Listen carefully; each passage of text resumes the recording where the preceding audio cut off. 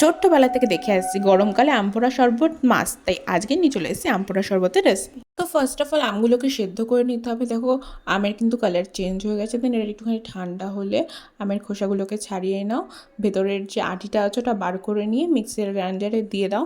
এরপর তার মধ্যে খানিকটা পুদিনা পাতা, সামান্য বিট লবণ দিয়ে মিক্সিতে গ্রাইন্ড করে নাও। দেন তার মধ্যে এখানে গুড় দেওয়া হয়েছে, এটা আখের গুড়। তারপর সামান্য ঠান্ডা জল দিয়ে আবার মিক্সিতে গ্রাইন্ড করে নাও, সেটাকে আবার বার করে তার মধ্যে লেবুর রস আর হাজমোলাগুলোকে একটুখানি থেতো করে নেওয়া হয়েছে, দেন ওটা মিক্সিতে দিয়ে ওটাকে ভালো করে গ্রাইন্ড করে নাও। ছোটোবেলায় তো এভাবেই খেয়ে নিতাম, কিন্তু এখন তো ট্রেন্ডের জামানা, ট্রেন্ডে যদি না থাকো তাহলে কিছুতেই কিছু হবে না। তাই ট্রেন্ডে থাকার জন্য প্রথমে যেই গ্লাসে খেয়েছি তার সাইডে লেবুর রস লাগিয়ে, তার বিট লবণ আর শুকনো লঙ্কার গুঁড়ো লাগিয়ে একটুখানি আম পোড়া শরবত আর বাকিটুকু স্প্রাইট দিয়ে উপর থেকে বরফ ছড়িয়ে পাইপ দিয়ে খেতে হবে, তবে গিয়ে হবে আজকালকার ট্রেন্ডে থাকা আম পোড়া শরবত। তাহলে বাড়িতে বানিও আর কমেন্টে জানো তোমরা এখনকার আম পোড়া শরবত খাও না তখনকার। টাটা।